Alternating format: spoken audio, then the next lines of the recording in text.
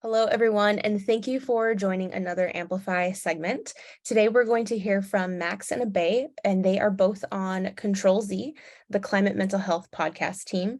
So, Max and Abhay, thank you so much for being here. Can you give us like a quick introduction to who you are and what your team is?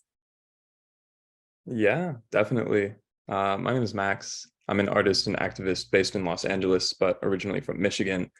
I, as well as Abhay, serve as Gen Z advisors for the Climate Mental Health Network, in addition to um, other orgs and activities and whatnot that we don't have to get into, because this is all about climate mental health and our project under the Climate Mental Health Network in partnership with LookUp. Um, Sorry, was this the part where I talk about the Yeah. stuff, or does Abe do his intro first too? Oh, yeah. Go ahead, Abhay, and then we'll get into what exactly is the Climate Mental Health podcast.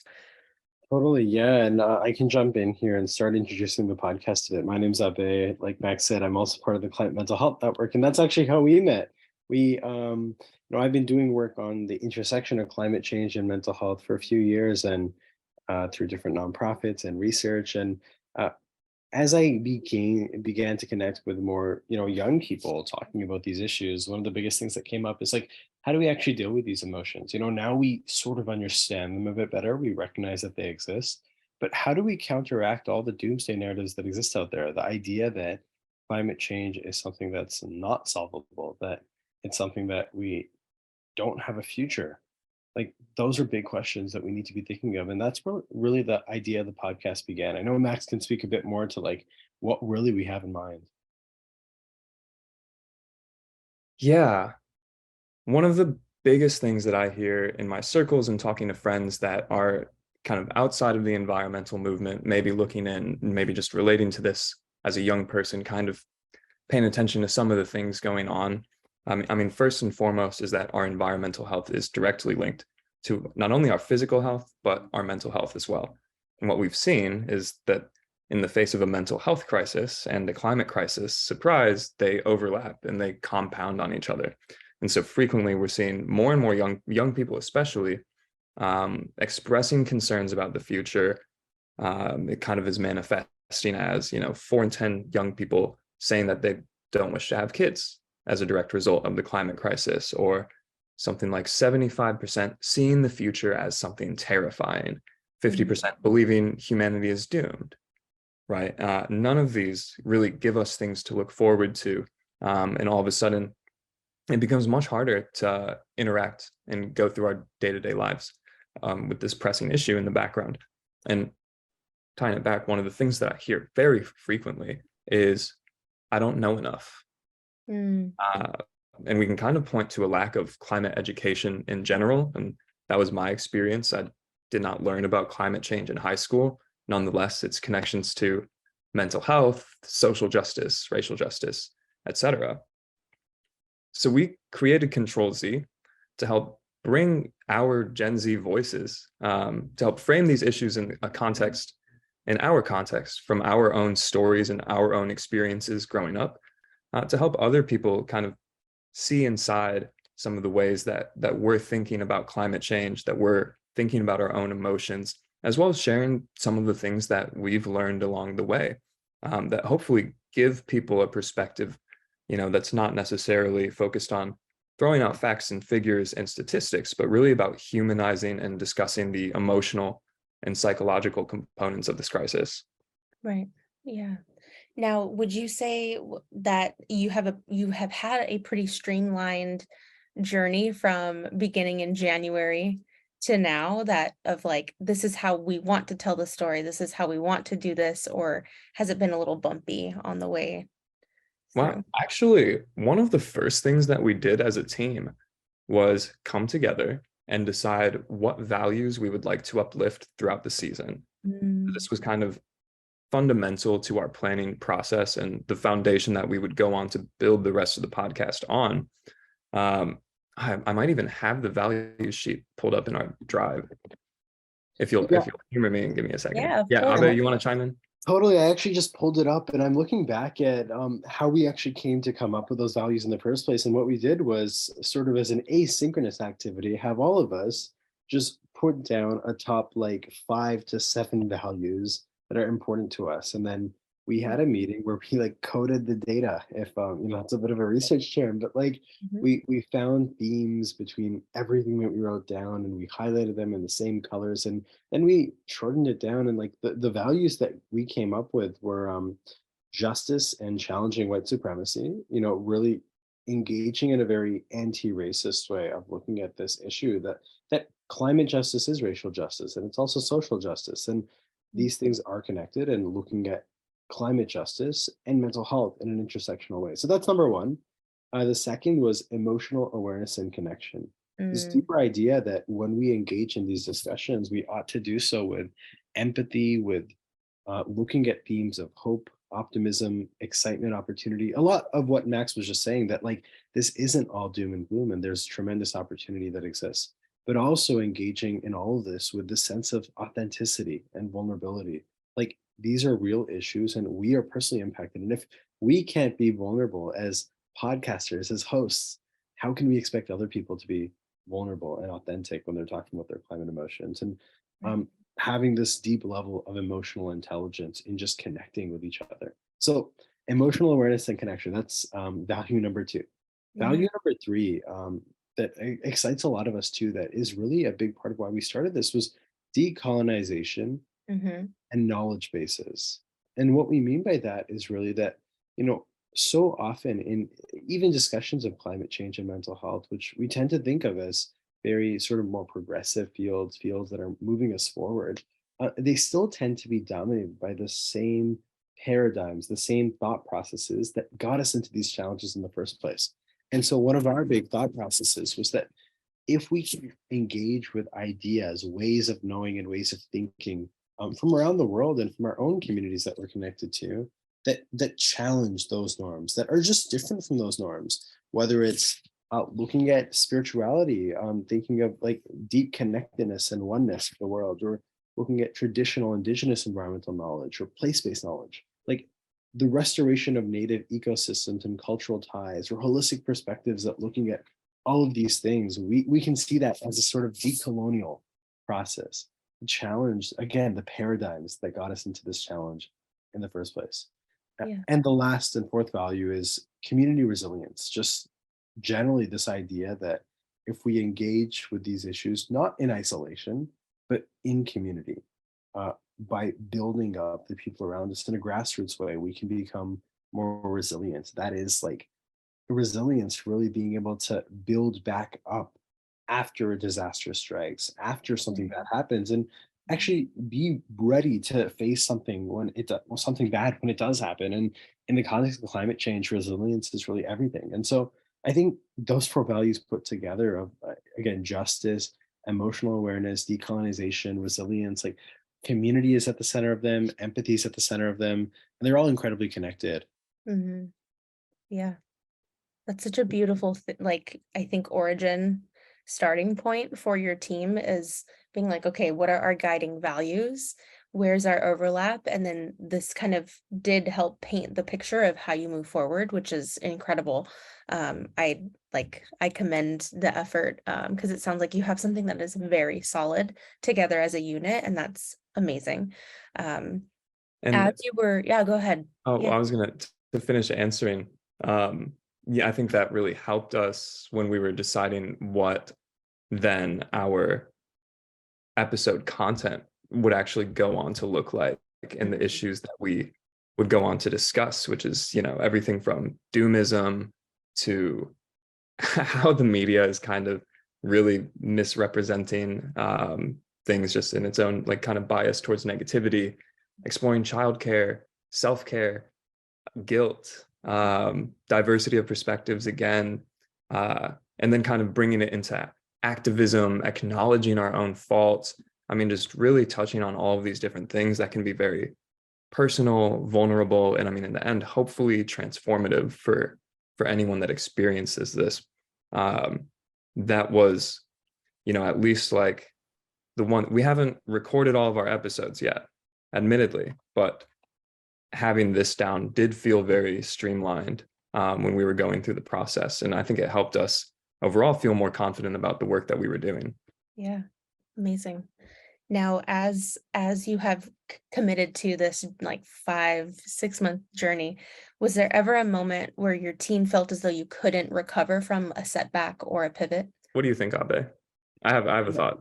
Yeah, that's a good question. I mean, I think if we think of setbacks, like I think one of the things that I've realized over the past 5 months is just that like the four of us that made up this team are incredibly busy, and we've had a lot going on in life, and just figuring out like not even just how to communicate but like structures to communicate, to stay accountable, to stay organized. I know that's been huge for me personally, just trying to figure that out. And I know I've missed many meetings. I've shown up late, I've slept in, as life has sometimes taken over. And I think that's one of the things that I think as a team, like we've had discussions about these sorts of things. And like, I think just being able to get on the same page has been huge. Um, I think when I think of just those very normal setbacks that are part of life, like I think when they build up, especially within teams, it can lead to these feelings of like, okay, is this even worth it? Like, should we even do this? But I think also knowing that, we're not only accountable to one another, we're accountable to like look up innovation and the team there, but our broader team and also the broader community of like young people, of people that care about climate change, people whose mental health is impacted by climate change. Like these are people that we're not only connected to but accountable to. I think that's been something that's been sort of guiding along the way. How about you, Max? That was really the same thing that I was going to touch on. I mean, as like Abhay and McKenna were both finishing up their senior year. And I mean, I would not want to do this with anyone else. I want to start by saying that. But of course, like, I mean, McKenna not only as a student, like works I don't even think it's a part-time job. Like I think she's like working full-time, like and in school. And all of us engage in activism in our day-to-day lives and are building careers out of it. And the podcast is absolutely was part of that work. And I think it's exactly as Abe said, just us really learning how do we communicate with each other? How do we hold each other accountable? Abe was mentioning missing meetings, which it's totally fine. But I think there was a time where we were like, hey, Abe, we really need to know what's going on here. And I mean, all of us um, had some experience like that, where we had to be called up or called in, by our other team members. And I think, at the end of the day, like it could be really frustrating, especially as we balance like with each other's working styles and like, some people that just want to jump right in and versus like the planning side and making sure we have kind of a healthy balance of all of those things. Yeah, I mean, as much as they were setbacks too, I think we kind of constantly got to keep on coming back to the core of the project, to why we were doing it, and to the ultimately like the value that we could offer just in really bringing this across the finish line and getting to where we are now, where Abby and I are recording our next episode tomorrow. Nice. Right, and the ball is rolling, but it definitely took It some did time take some to, like, time. Yeah, and I think again with just that time that it took, like I remember in even February just wanting to like get an episode recorded, but yeah, I'm so glad that we did that like deep values planning then and like over the months. And that time that process took some time, right? But I think it has helped us tremendously to have done that. And so sometimes that clash of like, okay, like do we just start now or do we do some planning?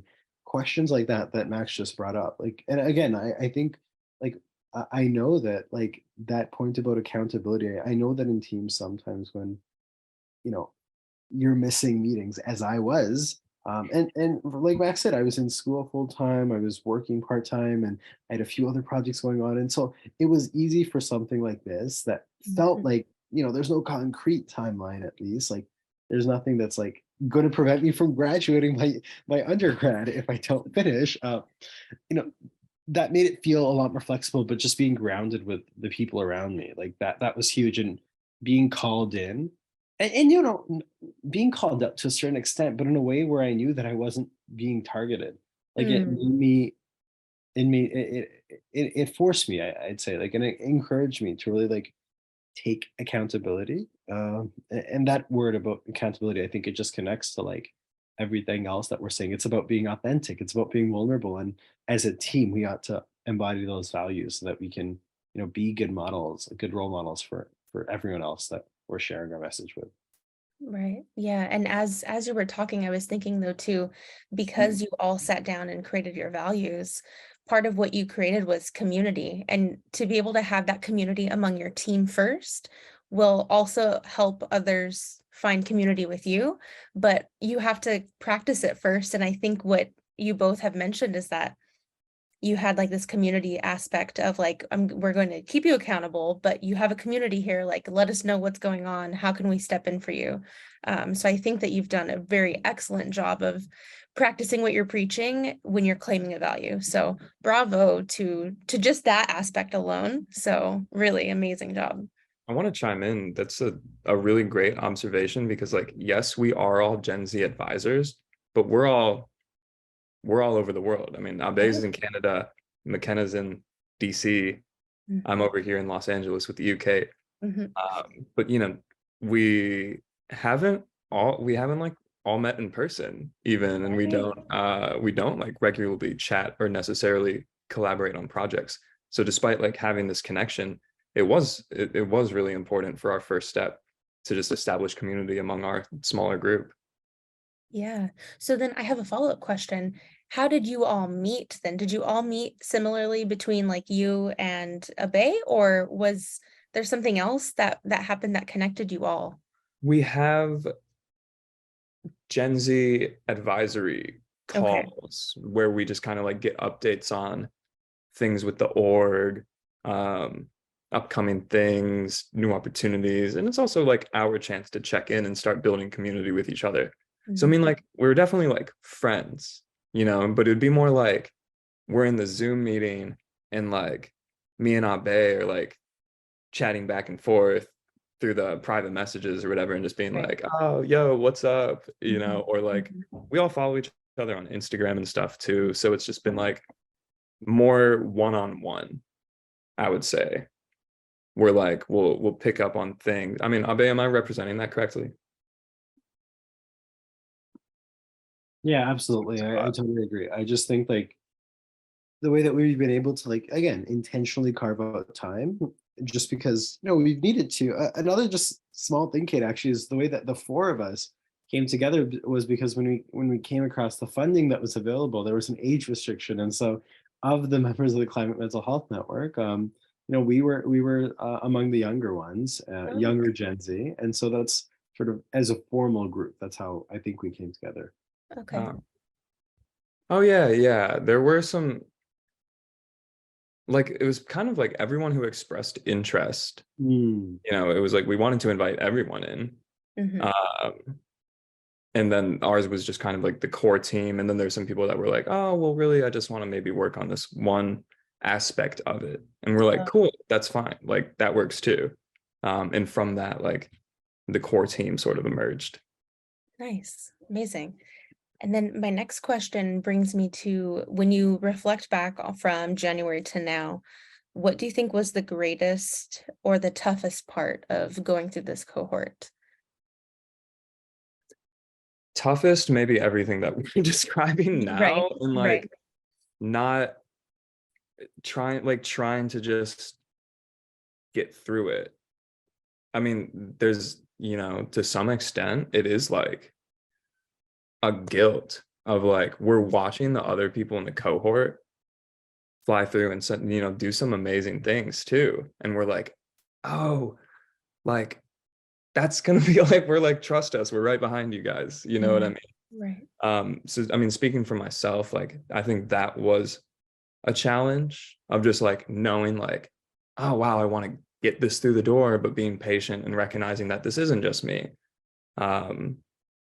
That this is a group effort. And because of that, it'll be something amazing, I'm absolutely sure. And more sustainable in the long term than if I were to just, try and do any of this myself. I truly believe that.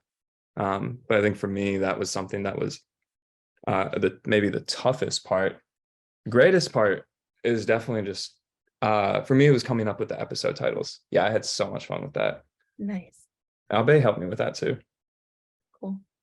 No, that was definitely a fun process. I'd agree with most of that, honestly. I think, it's been tough just again, like I think balancing balancing that need to like communicate and like meet regularly with the reality that like that communication and like meeting regularly is going to be difficult, because of time zones to an extent, but like, just busyness and like schedules. And then when we do meet a limited times, like I was definitely frustrated at myself, for example, when I'd like sleep in through a meeting because I went to bed like 4 hours before the meeting was supposed to start. So, like just life things like that. Yeah. That again, I can, as a group, we can communicate these things with one another and have empathy for one another, but still express frustration at like the slowness. And I think that's totally valid. And I think that's just something that like, I think we've grown from as a team again.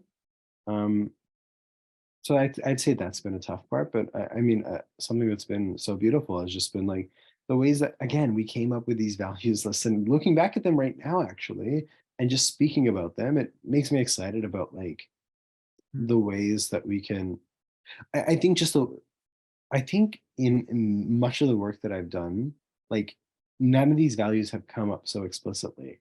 They've come Mm, up sort of implicitly and covertly, and that's been sort of my intentional goal. But I think being able to share that, like you said, Kate, actually, that building of community, that's been huge. And mhm. for us to be able to do that together and like design some really cool titles and start planning episodes and start recording them all together, like that is exciting. And Yeah. so I'm really excited for the final product because I know it'll be incredible. And I think, we're at a point now where we're going to be moving with momentum, and that's super exciting too. Yeah, absolutely. And something I want to just pause and give you a reminder of is we covered, like you said it like twice, I think already. Um, First and foremost, there were teams who completely finished their what they set out to do and they're like, oh, the project is complete. But a lot of the other teams were like, actually, we're feel like we're just getting started and Oh, they were able to create a foundation. So I know that it's so easy to like take a look at what other people are doing and then put it back on yourself and be like, but don't worry too much about that because it comes with the territory. What I found collectively from hearing everyone's stories was that when you're doing this entrepreneurial kind of work for social justice, one, you cannot do it alone, and you shouldn't feel like you need to do it alone. And second is that it's a journey, and you're going to take some steps here and there, and you're going to fall back, adapt, and then keep going. And it's all with how you pick yourself back up.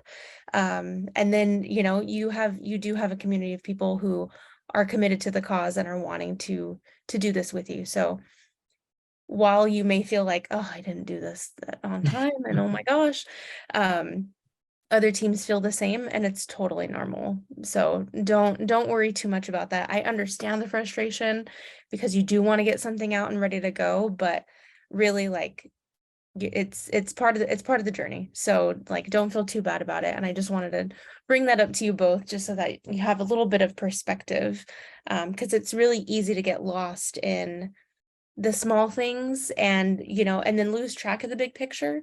Whereas I think if we go back to the Amplify showcase and you watch it, you'll see that everybody was like, oh no, reminding myself of what I've accomplished so far, I feel like I can keep going forward now. So just wanted to put that out there and let you both yeah. know like it's all good. Wow, thank you for that. Yeah, of course, of course. And then my next question, and then we'll get to see like what you're gonna do with the project in the future. Um, did going through this like idea to putting it into action change any of your existing perspectives as you did more work in the space? That's a great question.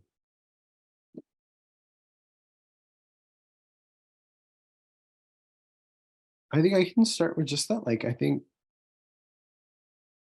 being a team just exposed me to a few more perspectives on like how this sort of work could be done, like Mm, an imagination and like a reinventing of even like what podcasting can look like. Because I remember actually again when we were starting, I was sort of just like, okay, so what are our roles? Like I'm doing this, you're doing that, you're doing that, you're doing that. Like, what does that look like? and we definitely did develop sort of roles, but a lot of those sort of showed up a bit more naturally. I think like the fact that all four of us, Max, McKenna, Vanessa, and I, are going to be involved in like discussing concepts on podcasts as like co-hosts. I think that's exciting and cool. And like it means that we need to have a deeper level of like synchronization compared to if it were just one person as a host, another person finding guests, another person editing, another person doing audio. Like those are roles that, like, again, we still have divided up in large part, but like the fact that all four of us can be co-hosts, like it means that like we have to be more intentional, and like that intentionality piece, I think it just actually mirrors the ways that like climate action can and should look. That like leadership looks different for different people, but there's always room for shared sort of leadership and shared I guess presence in terms of an active sense. And so Yeah. I think that's one thing that, like, just reflecting right now, I think about more and more, and how I'm again very grateful for that, because it means that there's also like less of an individual burden. It's a collective burden. And that sense of, again, community comes through right there. Yeah. Yeah. That was a good one. I don't know. I mean, if I had any perspective change on the climate and mental health side, it might be an increased sense of urgency around it, as I just see more and more things happening and more people responding. And it's like, did we go deep enough in the topics even? Like, do we need to touch on more difficult subject areas, especially following things like the wildfires in New York City, where people are again reminded that nowhere is really safe from the future impacts of this crisis.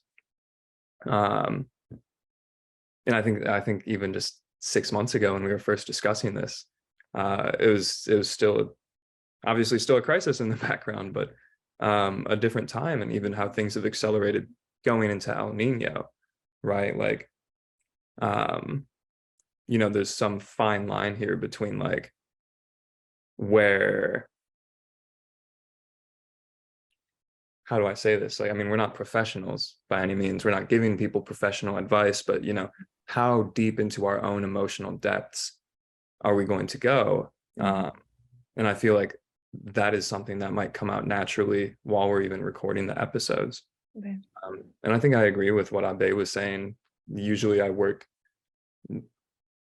with maybe one or two other people to plan things. So having a team of 4 in different time zones with their own lives in the background, I mean, you really have to be willing to adjust and modify how you approach things for the sake of the group. Yeah, right. That makes sense. And are you ever going to have an episode where it's all of you talking together with each other, or is it going to just remain kind of like 2 people here, maybe 3? We did it for our first one. Okay. And I think like maybe for like an outro sort of episode as well, Okay. just to keep the dialogue a little bit easier and more streamlined as well. And so that, everyone kind of has a chance to get familiar with who we are, because I think a big part of this is that emotional connection and empathy, and sort of like, we kind of want our audience to build a relationship with each of us. Nice. Okay, cool. I'm glad to hear that, because I want to hear you all talking at the same time about these things, and I think that would be really amazing to hear everyone have like a specific answer to something. So I'm excited to hear that. Cool. And then if we were to jump 4 years in the future, how do you see the future of your project living in that space? Control Z TV show. Ooh. Maybe. No, I don't know. I'm just throwing stuff out there, right? But I mean, there's a large push. I mean, we have the Hollywood Climate Summit this week, right? Oh, There's a push for climate storytelling to really make its way onto our screens and into our lives. Where what I mean, the quote is something like, if your script, is set now or in the future and doesn't mention climate change, it's not rooted in reality. And I think that's something that more people are conscious of. And hopefully, as we start to explore, like, how can we disseminate this information?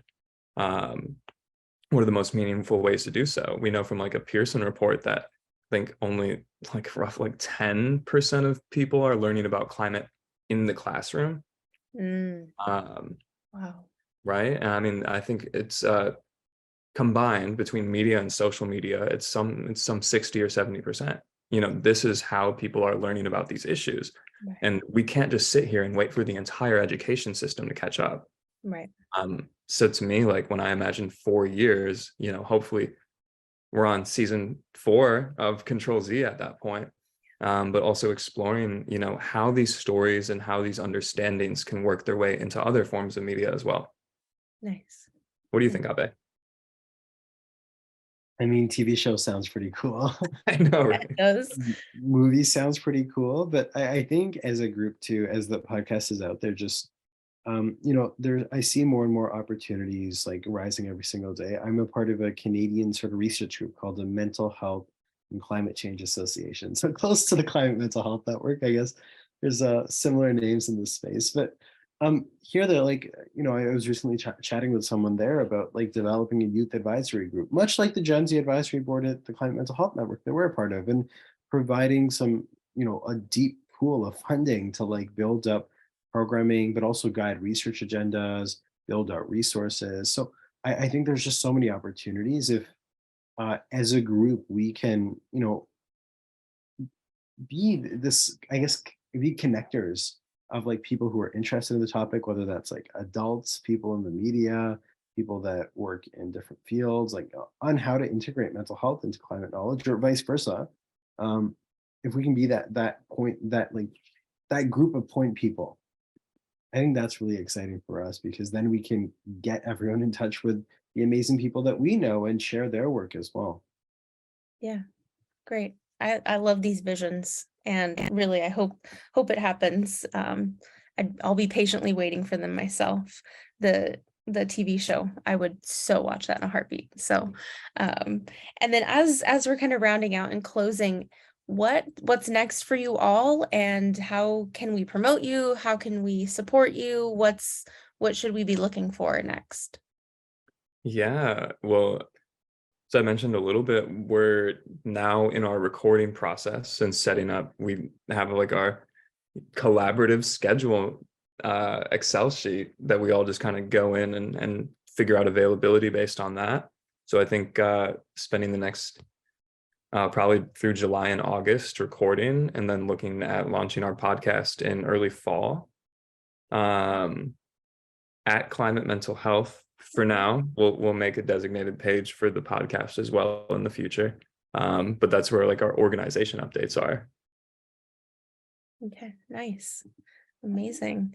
Yeah, I truly just want to say, like, thank you for taking the time to say this is a pain point, this is a problem, and I'm pained by it, so I'm going to do something about it. Want to say thank you for just showing up and being willing to be very authentic and vulnerable with some of your concerns, and saying like, yeah, there's mental health, but can we talk about this that doesn't get talked about, climate mental health? Because who leads that conversation? So I want to say thank you just to your team for taking a moment, being like, we're going to try to fix this and we're going to do this together. Want to say thank you for showing up and just being exactly who you are in the moment. I feel like the world is going to be a better place because we have people like you who are like, we're going to fix this and we're going to talk about it, and it's going to be a little uncomfortable, but we're going to do it. So I just want to say thank you for that. And truly, it's been amazing to see you all start from the very beginning and then to end up now. And I know we have like some episodes and everything. So just it's been such a delight to see your journey and the whole process. And I can't wait to see more of your final product. And really, I just will always be a supporter of you, and LookUp will too. So want to say thank you for everything that you've done. And really, it's been a pleasure. So Thank you so much, Kate. Yeah, of course. All right. Well, thank you everyone who took a minute today to hear more about climate mental health and Ctrl Z in their podcast. And really, we'll catch you on the next one.